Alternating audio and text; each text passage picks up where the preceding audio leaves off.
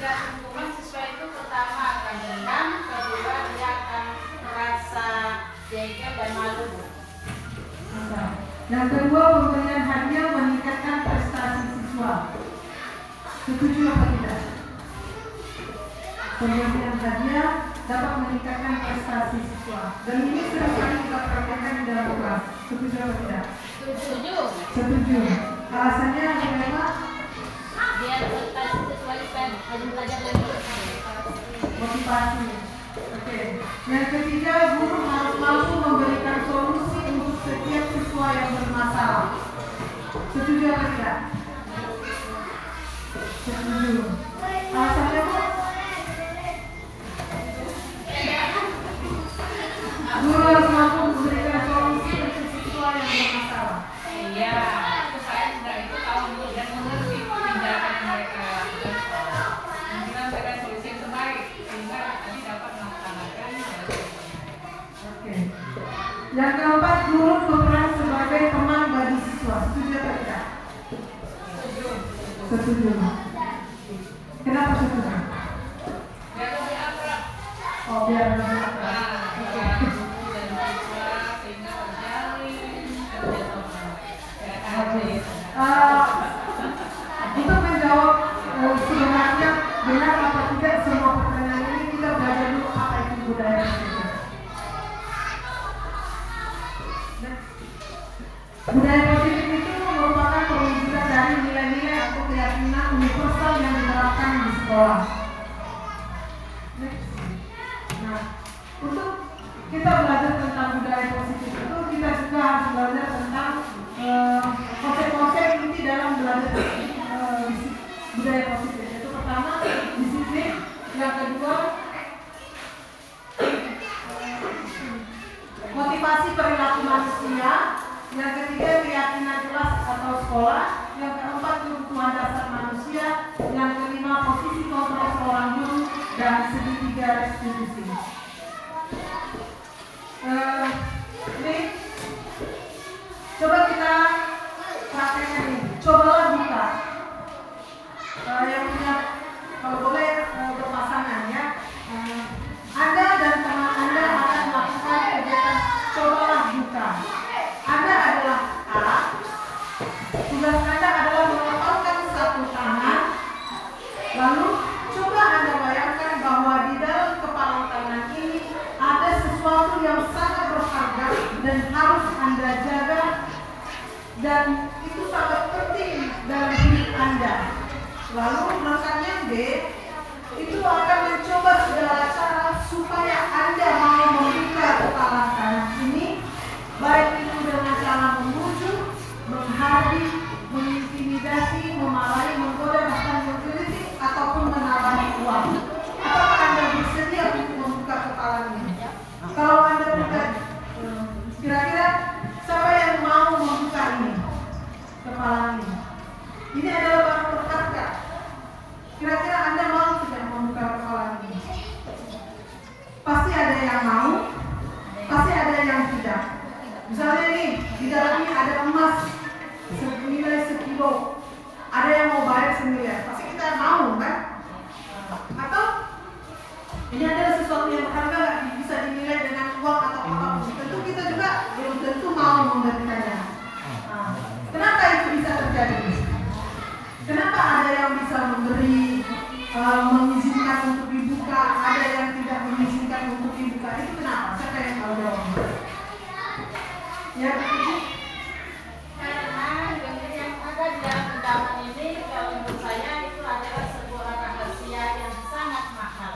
Iya. Jadi kalau kita cerita, kita punya rahasia, kita cerita kepada sembarang orang, karena tidak semua orang bisa dia menahan. Misalnya, kalau menceritakan ke sana ya, tak akan bisa. Ada yang lain? Ini Bu Budi posisinya yang mempertahankan. Sekarang yang membuka. Ada yang mau berbagi? Kenapa membuka? Kalau saya pribadi, kalau cuma sebuah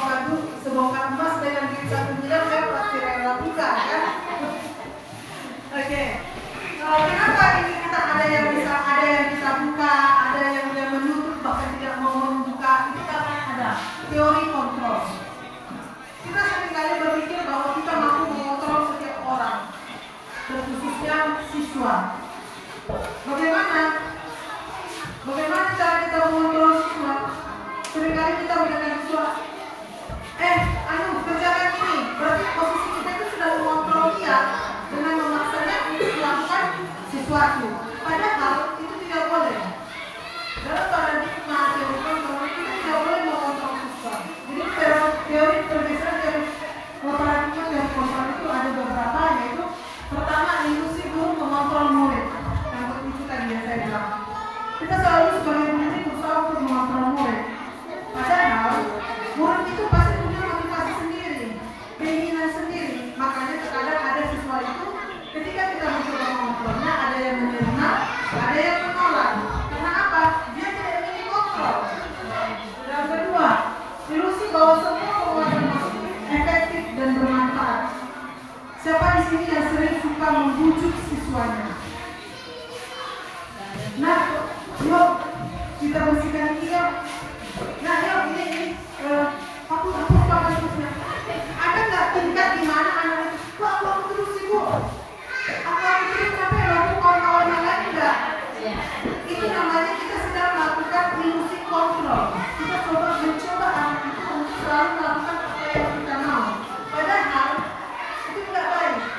Jangan kita berikan tidak selalu penguatan atau penunjukan itu mampu memberikan perubahan di anak-anak. Nah, yang ketiga, ilusi bahwa kritik membuat orang merasa bersalah dapat menguatkan karakter. Ini juga sering kita lakukan. Kita suka sekali mengkritik murid kita atau sesama guru. Contohnya, jangan pernah layangkan kata bodoh kepada murid. Kenapa? Murid itu akan merasa mental itu down, jatuh. Mas guru saya biasanya bodoh. Anak itu ketika kita bilang kita bodoh, anak itu bukan masukin aku harus belajar. Bukan. Yang ada apa? Jadi minder. Ketika dia minder, yang ada nanti anak itu menjadi tidak suka sama kita. Maka jangan pernah katakan kata-kata negatif kepada anak. Lalu ilusi bahwa orang dewasa memiliki hak untuk memaksa. Kita juga sering melakukan itu. Kita sering memaksakan anak. Padahal siswa itu tidak selalu mau dipaksa. Kita saja yang sudah dewasa tidak selalu mau dipaksa. Makanya teori kontrol ini sangat penting kita pelajari. Next. Ya. Ini bagaimana seseorang bisa berubah dari paradigma stimulus respon kepada pendekatan teori kontrol. Nah, stimulus respon. Sering sekali kita merasa bahwa kebutuhan kita semua yang ada di sini adalah sama. Benar tidak? Kita sering merespon bahwa semua kebutuhan kita di sini adalah sama. Padahal berdasarkan teori kontrol bahwa kebutuhan setiap orang itu adalah berbeda-beda. Mungkin kita merasa saya paling butuh itu yang paling penting bagi saya adalah makan. Tetapi sebenarnya ada juga orang yang merasa bahwa passion adalah yang paling penting. Jadi teori kontrol itu harus kita ubah. Yang kedua, kita selalu melihat bahwa semua orang itu melihat hal yang sama dengan kita. Pada berdasarkan teori respon, semua orang melihat yang kita lihat itu adalah berbeda. Contohnya, saya melihat Ibu Puji itu cantik. Orang lain melihat mungkin Ibu Puji itu bukan cantik. Benar ya? Pandangan saya akan Ibu Puji itu berbeda dengan pandangan Ibu kepada Ibu Puji. Jadi jangan pernah menyamakan sifat atau pribadi setiap orang atau yang kita lihat akan setiap orang. Jangan kita samakan dengan semua orang. Itu harus bisa kita bedakan. Jadi mari kita ubah teori-teori tentang kita bahwa kita mampu mengontrol semua orang. Kita pandangan kita kepada semua orang adalah sama. Terus perilaku buruk anak itu kita lihat adalah sebuah kesalahan. Contohnya, ketika anak itu terlambat, kita menganggap bahwa dia melakukan kesalahan. Benar tidak? Kita sering mengejudge anak itu, sering menyalahkan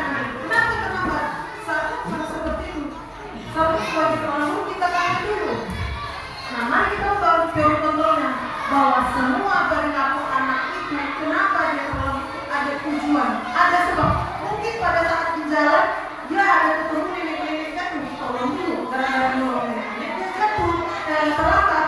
Jadi ada alasan kenapa anak itu terlambat. Jangan kita langsung kamu salah. Tidak. Next Kak. Nah, jadi untuk mengubah teori respon kita tentang hal-hal yang tadi itu, mari kita belajar tentang disiplin positif. Jadi disiplin positif merupakan salah satu cara penerapan disiplin yang bertujuan untuk menumbuhkan kesadaran. Mari kita menumbuhkan kesadaran anak itu, serta memberdayakan anak untuk melakukan sesuatu tanpa sogokan, ancaman maupun hukuman. Sudahkah kita melakukannya? Oke, mari kita jawab dalam diri kita sendiri. Nah, disiplin positif yang kita tanamkan kepada anak itu ada tujuan yang mau kita capai, yaitu profil pelajar Pancasila.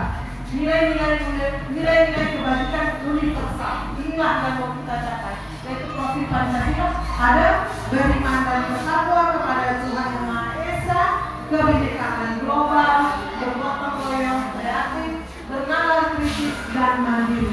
Ketika kita sudah mencapai kedisiplinan positif, maka keyakinan nilai-nilai universal ini pasti akan tercapai.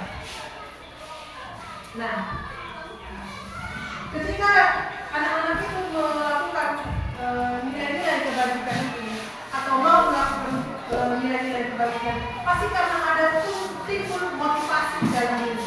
Contohnya, Bapak Ibu datang ke sekolah itu tepat waktu karena apa? Apakah karena tidak ingin dihukum atau menghindari ketidaknyamanan, ingin mendapatkan imbalan, atau memang ingin menghargai diri sendiri bahwa kita adalah seorang guru? Kebanyakan pasti saya tanya deh, Bapak Ibu datang ke sekolah atau mengerjakan tugas tepat waktu itu, motivasinya apa? Menghargai diri sendiri. Menghargai diri sendiri. Ibu yang lain? Itu ya, oke. Ada juga beberapa guru itu pasti menghindari karena tidak ingin dijemput guru atau kepala sekolah. Ada juga yang ingin saya ingin lihat bapak ibu kepala sekolah saya itu guru yang baik. Jadi setiap orang itu pasti memiliki motivasi masing-masing untuk dia melakukan sesuatu. Nah, mari kita timbulkan motivasi yang paling penting adalah ini, menghargai diri menjadi orang yang mereka inginkan. Jadi mari kita timbulkan motivasi kepada anak itu untuk menghargai dirinya sendiri dulu. Supaya apa? Supaya nilai-nilai universal yang ingin kita capai itu terwujud, baik itu berakhlak mulianya, baik itu gotong royong, mandirinya, kreatifnya. Nah, sekarang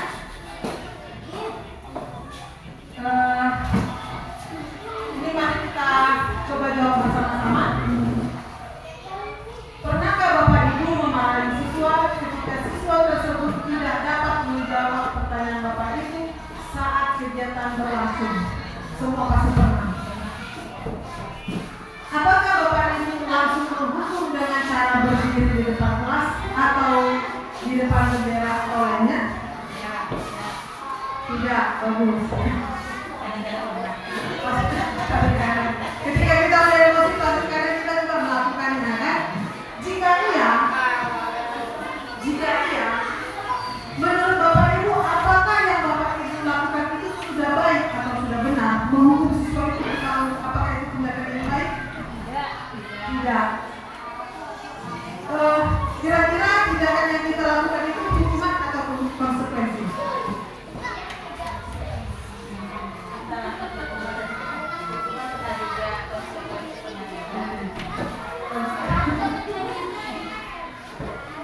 Nah, sekarang yang mau tanya dulu, apa itu hukuman, apa itu konsekuensi?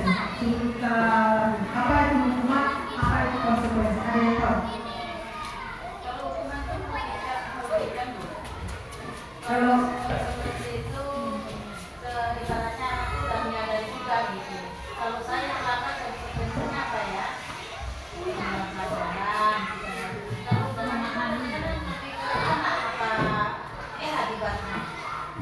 Oke, bagus. Hukuman itu dia cenderung lebih ke mendadak, sesuatu tindakan yang kita lakukan mendadak dan itu merugikan orang lain. Sedangkan konsekuensi adalah suatu tindakan yang sudah kita buat antara kita, guru dan juga siswa. Jadi tidak ada yang dirugikan. Oke. Ini ya. Hukuman itu tidak terencana, bersifat satu arah. Lalu bisa berupa hukuman fisik ketika kita suruh anak itu berdiri, atau psikis. Psikis itu contohnya dengan cara kata-kata atau kata-kata kasar. Sedangkan konsekuensi dia bersifat terencana dan sudah disepakati seperti yang saya katakan tadi, dan bentuk-bentuk konsekuensi itu dibuat oleh antara saya sebagai guru dan juga siswa.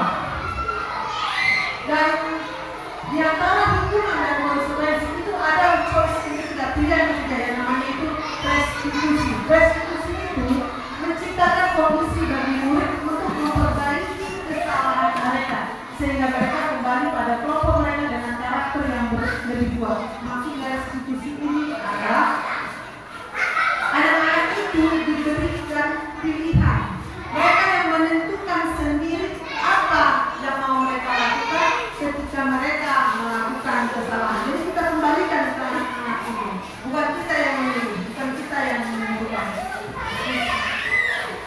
Nah, di sini ada pertanyaan. Ini konsekuensi atau hukuman? Mari kita amati, kita cermati baik-baik. Pertama, mencatat 100 kali di dalam buku dengan kalimat saya tidak akan terlambat lagi karena terlambat sekolah. Ini konsekuensi atau hukuman? Ya, hukuman. Yang kedua, lari mengelilingi lapangan basket 2 kali karena terlambat hadir di sekolah. Hukuman atau konsekuensi? Konsekuensi. Lari mengelilingi lapangan basket 2 kali karena terlambat hadir di sekolah. Konsekuensi. Kenapa? Ini berarti sudah ada kesepakatan antara sekolah dengan siswa. Membersihkan coretan yang dibuatnya di meja tulis. Konsekuensi. Murid diminta untuk push up 5 kali karena tidak menggunakan masker ke sekolah. Hukuman atau konsekuensi? Hukuman. Kenapa? Merugikan satu pihak. Berdiri di depan kelas sambil mengangkat satu kali karena tidak bisa menjawab pertanyaan. Hukuman atau konsekuensi? Ada hukuman. Membersihkan WC karena merusak pensil teman. Hukuman. Lari keliling lapangan karena terlambat 10 menit saat pelajaran PJOK. Konsekuensi atau konsekuensi? Kenapa? Karena kita sudah tahu ini nanti pelajaran PJOK. Berarti kan konsekuensi.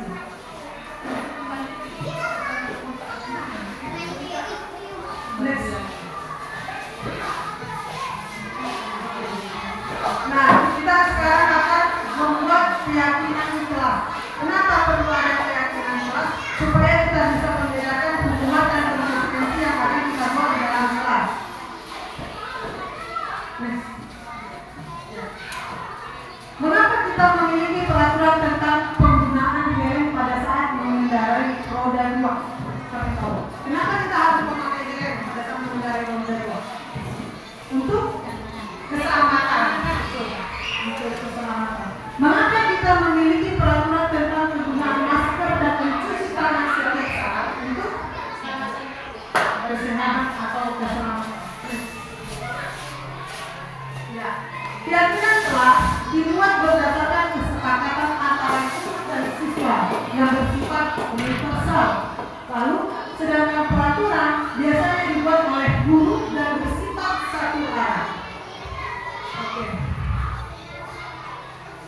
Bapak Ibu semua di kelasnya sudah ada keyakinan kelas belum? Luar biasa. Sebelumnya. Oke. Kalau sudah berarti ini prosedur untuk pembuatan kelas, keyakinan kelas sudah tercipta ya Bu. Mempersilakan warga sekolah untuk mencurahkan ide tentang peraturan yang akan disepakati. Jadi kita tanya dulu apa impian kelasnya itu seperti apa. Yang kedua, mencatat semua masukan. Kita catat semua keinginan anak-anak tersebut, lalu ganti kalimat negatif menjadi positif. Contohnya, pasti anak-anak itu mempunyai impian jangan ribut di kelas. Nah, kita ganti dari kalimat positif itu apa? Mari saling menghargai orang lain. Oke. Tinjau kembali curahan pendapat yang terkumpul dan susun menjadi keyakinan kelas sekolah. Tinjau ulang keyakinan kelas yang sudah tersusun menjadi 3-7 keyakinan. Meninjau dan mengetahui dengan menandatangani keyakinan kelas di tempel itu. Jadi harus keyakinan kelas itu harus kesepakatan antara guru dan juga siswa, dan jangan lupa ditandatangani bahwa anak itu setuju dengan kesepakatan kelas yang telah dibuat. Oke, di sini saya akan menjelaskan tentang 5 posisi kontrol guru. Dan ini sering sekali kita lakukan. Yang pertama, yang paling sering kita lakukan itu terhukum, lalu terkadang tanpa sadar kita membuat anak itu merasa bersalah, dan kita juga terkadang menjadi lemah seperti kata yang tadi. Yang keempat, pemantau dan manajer.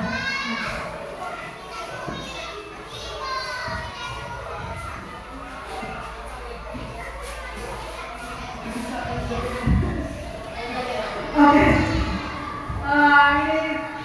ini taruh sini aja deh. Penghukum. 5 posisi kontrol tadi. Yang pertama adalah penghukum. Penghukum itu artinya kita menghadir, menunjuk siswa, ketika keadaan seperti ini, lalu membentak. Hei kamu, kita sering seperti itu pada siswa. Apa dampaknya kepada siswa? Siswa akan menjadi dendam. Penghukum itu cenderung nanti akan membuat anak itu menjadi pendendam, lalu tidak menyukai kita. Nah, posisi kontrol yang kedua adalah membuat merasa bersalah. Membuat merasa bersalah itu contohnya begini. Kita, misalnya anaknya itu tadi terlambat ke sekolah. Kita, kamu gak kasihan kah lihat ibu harus ditegur dengan kepala sekolah? Cobalah dirubah. Masa itu dimarah kepala sekolah dulu selalu karena kamu terlambat? Itu contoh. Jadi anak itu akan merasa bersalah. Ya, gara-gara saya, ibu saya jadi marah kepala sekolah. Jadi itu adalah contoh sih bahwa merasa bersalah. Apa namanya? Ya, tadi anak akan merasa bersalah dan menarik. Dia jadi bernasih hati, sedih melihat kita. Lalu positif kontrol yang ketiga adalah teman. Guru bersikap ramah, cenderung bercanda. Apa dampak negatif dari guru yang menjadi teman? Ada dampak ya, anak itu jadi seperti tidak menghargai kita. Kenapa? Kita ini seperti temannya. Anak itu baik kok. Dia mau kok dengar, dia itu udah dekat sama saya. Jadi itu ada efek negatifnya ketika anak-anak itu kita posisikan sebagai kita teman dia, kita ini jadi temannya. Gitu. Lalu pemantau. Kalau pemantau ini ada sesuatu yang harus kita lihat, ada kita perhatikan, ada sesuatu yang ada dampaknya ataupun ada yang mau kita pantau. Jadi ada bicara itu dan ekspresinya itu datar, biasa aja gitu. Yaudah, kamu kalau udah terlambat bersihkan WC, nanti ibu lihat bersih apa masih kotor. Kalau masih kotor kamu hilangin. Nah itu dia pemantau. Ada yang mau dilihat, ada yang mau diperhatikan. Lalu dengan posisi kelima adalah manajer. Manajer ini ada seperti jarak. Dia terkadang bisa teman, tapi bisa memantau, tapi dia bisa juga menjadi pembuat merasa bersalah. Dan apa yang diterima, anak itu menjadi memberikan solusi sendiri atas apa yang dikerjakannya. Jadi manajer itu cenderung dia suaranya netral, identitas positif atau berhasil mengajukan pertanyaan dan bermakna dan membantu siswa memecahkan masalah. Contohnya, pasti ada juga terkadang anak-anak itu lupa pakai sepatu. Nah, sebagai di posisi manajer, sebaiknya kita nih bertandingnya itu seperti ini. Kenapa hari ini tidak pakai sepatu? Nah, makanan ini kita jawab, ya Bu, sepatu saya basah. Tahu apa kesepakatan kelas kita? Tahu Bu, apa kesepakatan kelas yang sudah kami langgar? Tanggung jawab Bu. Nah, tahu apa konsekuensinya? Nah, tahu. Nah, jadi karena kamu sudah tahu apa konsekuensinya, apa solusi yang akan kamu berikan atas tindakan yang sudah kamu lakukan. Jadi anak itu cari sendiri solusi yang akan diberikan. Itu dia sebagai pemantau, manajer. Next, Kak. Ya. Ketika anak-anak itu melakukan kesalahan, baik itu terlambat, salah menggunakan sepatu, ataupun tidak mendengarkan kita ketika mengajar, pasti ada kebutuhan dasar mereka yang belum terpenuhi. Yang pertama itu adalah bertahan hidup. Ada yang bilang bertahan hidup. Contohnya itu ada anak-anak yang bertemu anak-anaknya itu atau dipalak, makanan itu dipalak, pasti karena dia ingin bertahan hidup. Ada yang ingin dia perjuangkan, ada yang dia ingin makan. Mungkin di rumahnya bukan karena mamanya yang kasih makan. Mungkin anak-anak itu di rumah itu dia ingin menunjukkan bahwa dia itu yang paling dewasa di dalam sekolah itu, dia penguasaan. Lalu ada dia kebebasan, lalu ada kesenangan, lalu ada rasa ingin diterima.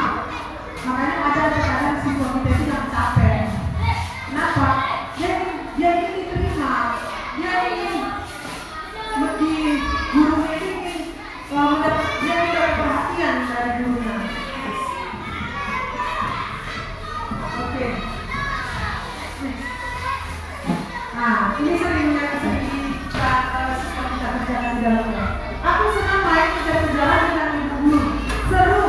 Nah, kalau ini nomor satu ini kebutuhan dasar apa yang ingin dipenuhi? Kesenangan, kebebasan, penguasaan, rasa empati, atau kebutuhan dasarnya? Ya, kesenangan, karena dia merasa senang kepada gurunya. Lalu, ibu kejar aku, karena ibu guru sayang sama aku. Berarti apa kebutuhan dasarnya yang dipenuhi anak itu? Rasa empati, simpati, ya. Aku hebat kan, bisa bikin ibu kejar aku. Berarti apa itu yang ini kebutuhannya yang ingin dipenuhi? Penguasaan. Aku hebat, ada kepala, aku hebat. Jadi ada penguasaan yang dipenuhi anak. Aku bosan belajar mewarnai terus di dalam kelas. Ini yang paling sering kita alami. Anak-anak merasa bosan main itu masalah tentang pelajaran khususnya dalam matematika, apalagi soal matematika yang mengerti. Nah, kalau aku bosan, kira-kira kebutuhan dasar apa yang ingin dipenuhi?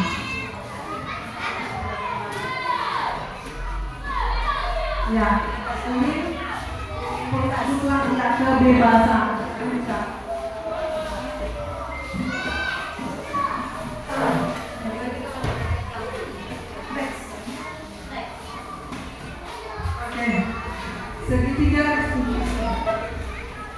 Segitiga restitusi ini itu seperti yang saya jelaskan tadi, restitusi adalah biarkan anak itu mencari solusi atas kesalahan yang telah dia buat.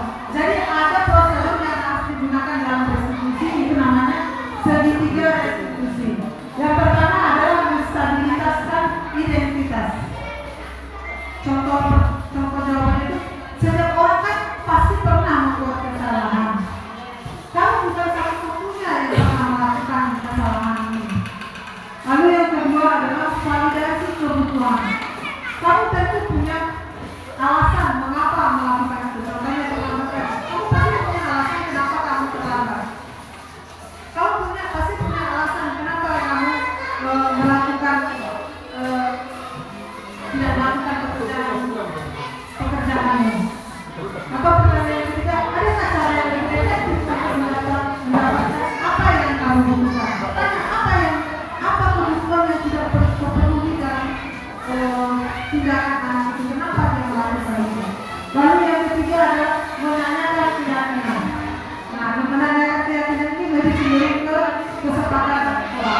Nilai-nilai apa